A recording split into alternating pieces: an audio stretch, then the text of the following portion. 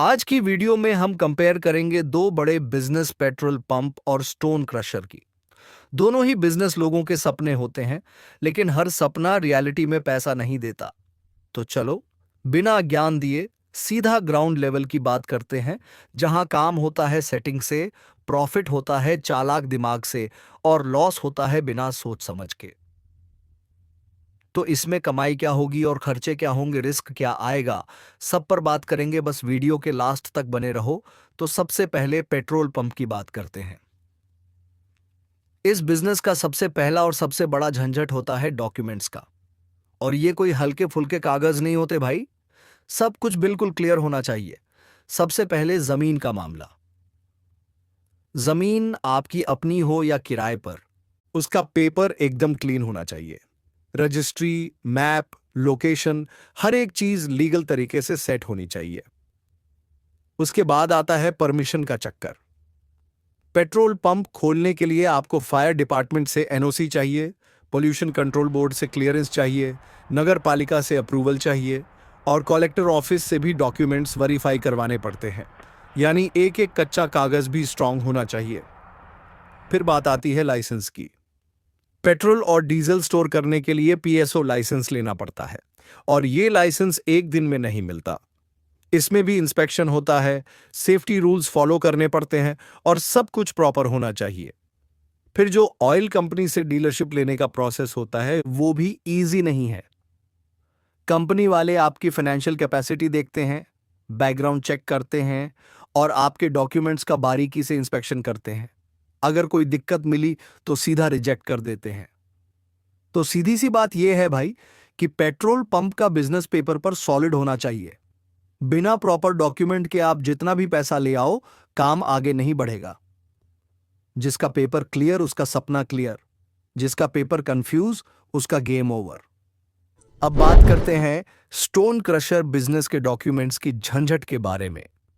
देखिए, stone crusher शुरू करना सिर्फ मशीन लगाना नहीं होता। इसमें काफी कागजी काम होता है और कई विभागों से परमिशन लेनी पड़ती है।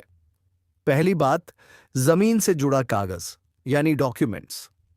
क्रशर चलाने के लिए जमीन इंडस्ट्रियल या माइनिंग जोन में होनी चाहिए। अगर जमीन खुद की है तो उसके रजिस्ट्रेशन पेपर्स सही होने चाहिए। अगर लीज पर ली गई है तो लीज एग्रीमेंट पूरी तरह वैध होना चाहिए। दूसरी बात, पोल्यूशन कंट्रोल बोर्ड से एनओसी। यह सबसे जरूरी दस्तावेज होता है।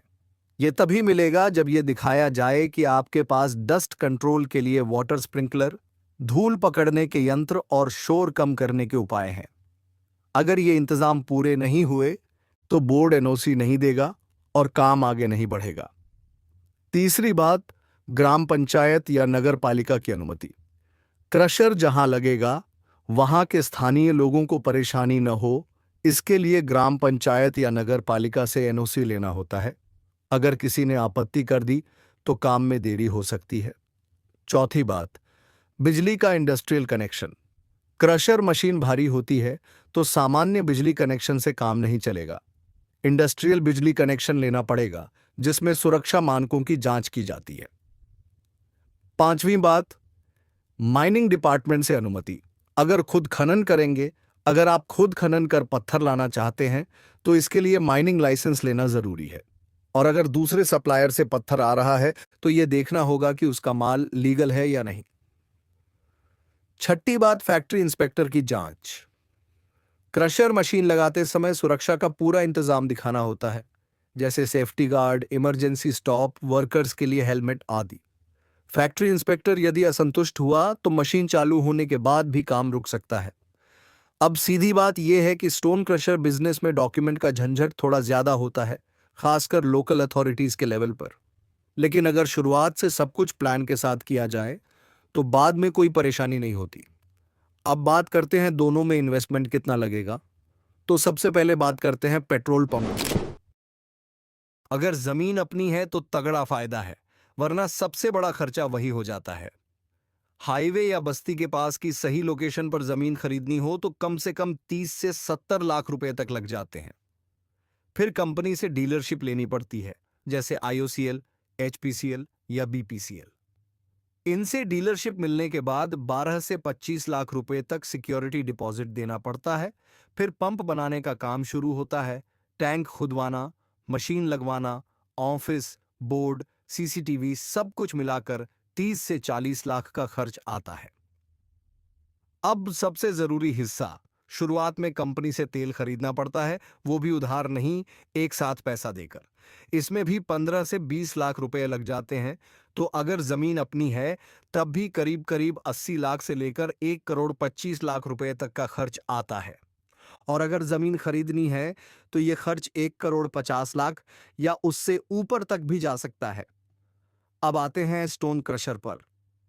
ये बिजनेस थोड़ा बाहर के इलाके में किया जाता है। यहाँ भी 2 से 4 एकड़ जमीन चाहिए होती है। अगर जमीन अपनी नहीं है तो कम से कम 20 से 40 लाख रुपए लग सकते हैं। फिर मशीनरी का सेटअप करना होता है जिसमें बड़ा जॉ क्रशर, बेल्ट स्क्रीन सब आता है और ये पूरा सेटअप 50 से 70 लाख रुपए में आता है। फिर चार दीवारी, ऑफिस, स्टाफ के लिए झोपड़ी वगैरह बनाने में 5 से 10 लाख और लगते हैं। और परमिशन के चक्कर में भी 3 से 5 लाख इधर उधर खर्च हो जाते हैं। फिर शुरुआत के कुछ महीने चलाने के लिए, जैसे मजदूरों की तनख्वाह, डीजल, मशीन की मरम्मत, ट्रकों का खर्च, ये सब मिलाकर कम से कम 5 से 10 लाख रुपए और चाहिए। तो अगर देखा जाए तो स्टोन क्रशर शुरू करने में कम से कम 2.5 करोड़ से 3 करोड़ रुपए तक का खर्च आता ही आता है। और अगर जमीन भी खरीदनी हो तो यह खर्च 5 करोड़ रुपए तक भी जा सकता है। अब बात करते हैं कि इन दोनों बिजनेस में शुरुआत में कमाई कितनी होती है, खर्चा कितना आता है और आखिर में जेब में क्या बचता है। सबसे पहले पेट्रोल पंप की बात करें तो जब एक नया पेट्रोल पंप शुरू होता है तो शुरू में रोज की बिक्री धीरे धीरे बढ़ती है। पहले कुछ महीनों में अगर एवरेज डेली सेल 2 से 3 हजार लीटर तक होती है और उसमें कमाई होती है 2 से 3 रुपए प्रति लीटर के हिसाब से, तो दिन का करीब 6,000 से 9,000 रुपए तक बच सकता है। यानी महीने का अंदाजन 1,80,000 से 2,50,000 रुपए तक। लेकिन ये पूरी कमाई नहीं होती। इसमें से कर्मचारियों की सैलरी, बिजली, पानी, टंकी की सफाई, सर्वेलेंस सिस्टम और छोटे मोटे मेंटेनेंस का खर्चा निकलता है, जो लगभग 60,000 से 80,000 रुपए तक होता है। इसके बाद जो बचता है वो असली कमाई होती है, यानी 1 से 1.5 लाख रुपए के बीच। लेकिन ये तब होता है जब पंप अच्छा लोकेशन पर हो और सेल धीरे धीरे पकड़ ले। अगर लोकेशन कमजोर है तो ये फिगर्स और भी नीचे जा सकते हैं। तो ये सच्चाई है पेट्रोल पंप की। अब बात करें स्टोन क्रशर की, तो ये बिजनेस थोड़ा हैवी होता है। यहां शुरुआती महीने में प्रोडक्शन धीरे धीरे बढ़ता है। मान लीजिए शुरुआत में हर दिन 100 टन मटेरियल निकलता है और उसे 500 से 600 रुपए पर टन बेचा जाता है, तो रोज की कमाई होती है लगभग 50,000 से 60,000 रुपए तक। इसमें से क्रशर मशीन का डीजल, मजदूरों की मजदूरी, मशीन की सर्विसिंग, पानी का खर्चा और ट्रक से माल भेजने का खर्चा मिलाकर रोज का खर्चा 30 से 35,000 रुपए तक जाता है।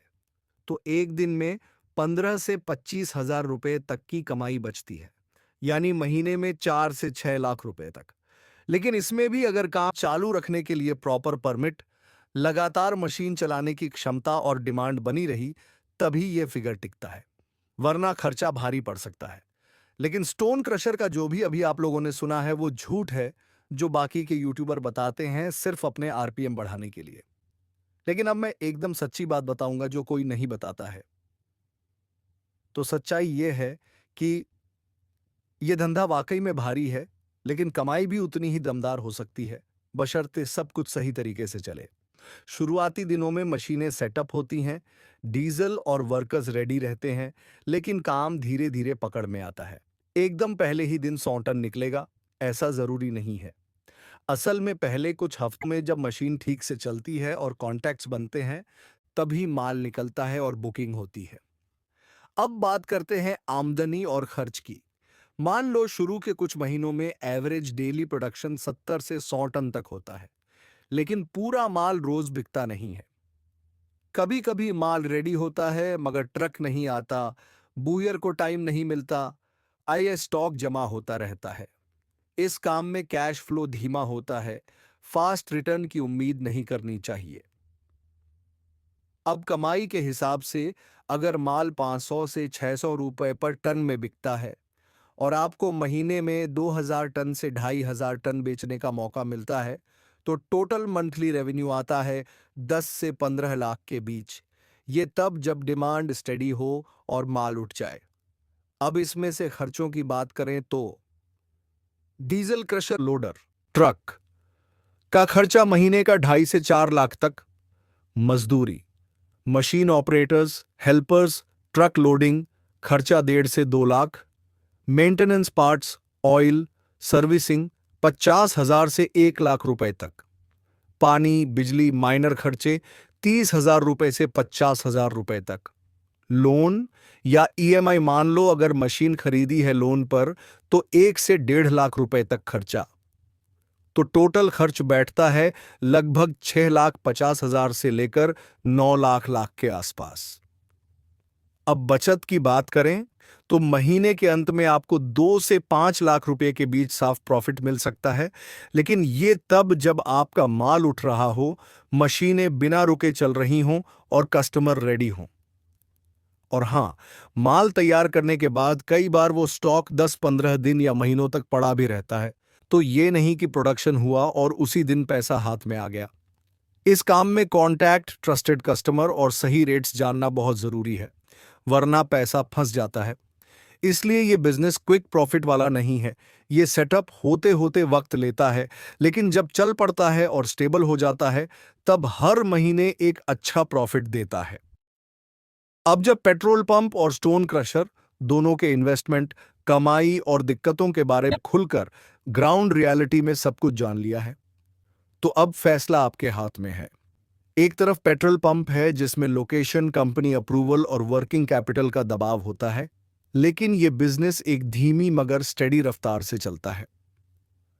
दूसरी तरफ स्टोन क्रशर है जिसमें भारी मशीनें, जमीन, परमिशन और मार्केट नेटवर्क के बिना कुछ नहीं होता, लेकिन अगर सेटअप सही हो गया तो प्रॉफिट भी दमदार होता है।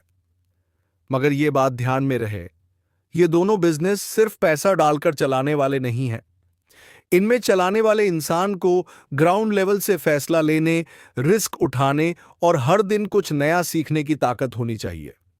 अब बताइए, आप किस बिजनेस को सीरियसली एक्सप्लोर करना चाहते हैं, स्टोन क्रशर या पेट्रोल पंप?